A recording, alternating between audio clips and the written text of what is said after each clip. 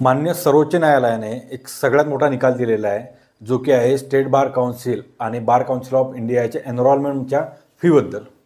तर बऱ्याच राज्यांमध्ये एनरोलमेंटची फी ही बार काउन्सिल आपापलं ठरवत होतं. म्हणजे ओडिसामध्ये 40-41 हजार रुपये, गुजरात, स्टेट ऑफ महाराष्ट्र, सगळ्या राज्यांमध्ये 20, 25, 30 अशा प्रकारची फी आकारली जात होती विद्यार्थ्यांजवळ. ज्यावेळेस तुम्ही LLB पास करता आणि LLB पास केल्यानंतर तुम्हाला एनरोलमेंट करायचं असतं त्या स्टेट बार काउन्सिलच्या बार काउन्सिलमध्ये, त्यावेळेस तुम्हाला ही फी भरावी लागत होती. आणि ही फी स्टेट बार काउन्सिल आपल्या मर्जीनुसार आकारत होतं. त्यावरच अंकुश ठेवण्यासाठी सर्वोच्च न्यायालयाने एक जजमेंट दिलेलं आहे आणि त्या जजमेंटनुसार त्यांनी सांगितलं आहे, under the advocate act 1961 section 24 under section 1F नुसार तुम्ही स्टेट बार काउन्सिलला फक्त 600 रुपये फी भरायची आहे आणि बार काउन्सिल ऑफ इंडियासाठी फक्त 100 रुपये फी भरायची आहे. आणि SC ST या कास्टकरता फक्त 100 रुपये फी स्टेट बार काउन्सिल करता